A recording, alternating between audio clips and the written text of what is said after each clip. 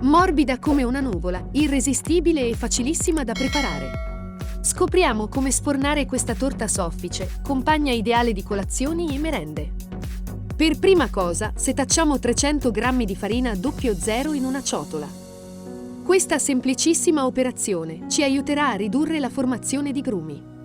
Aggiungiamo poi una bustina di lievito per dolci e misceliamo il tutto con un cucchiaio o una frusta a mano.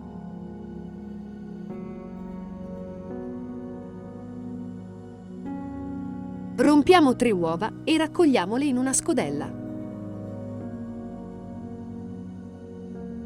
Quindi montiamo la frusta a filo sul braccio della planetaria. Accendiamo poi l'impastatrice alla massima velocità e iniziamo a montare le uova. Poco dopo aggiungiamo 200 g di zucchero e una bustina di vanillina. Lasciamo lavorare il robot finché il composto non risulta gonfio e chiaro. Integriamo 120 g di olio di semi, versandolo lentamente a filo. Possiamo ora fermare la planetaria e sostituire la frusta a filo con la frusta a foglia, ideale per gli impasti morbidi. Riaccendiamola a velocità medio-bassa. Iniziamo poi ad aggiungere circa metà del mix di farina e lievito preparati in precedenza. Integriamo gradualmente 180 ml di latte, versandolo, anche in questo caso, a filo. Riprendiamo poi ad aggiungere la farina restante. Lasciamo lavorare la planetaria finché non avremo un impasto omogeneo e cremoso. Rimuoviamo ora la scodella e grattugiamo al suo interno la scorza di un'arancia. Mescoliamo poi l'impasto con una spatola di silicone o un cucchiaio.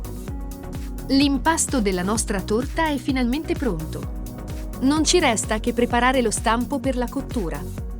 Basterà inserire una base di carta forno in uno stampo antiaderente da 22 cm di diametro. Versiamo poi al suo interno l'impasto e diamo qualche colpo, in modo da far fuoriuscire eventuali bolle d'aria.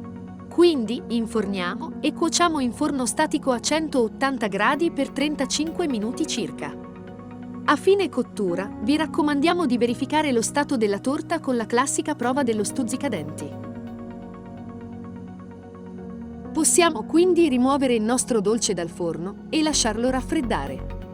Rimuoviamo infine il bordo dello stampo e spolverizziamo la superficie con una pioggia di zucchero a velo.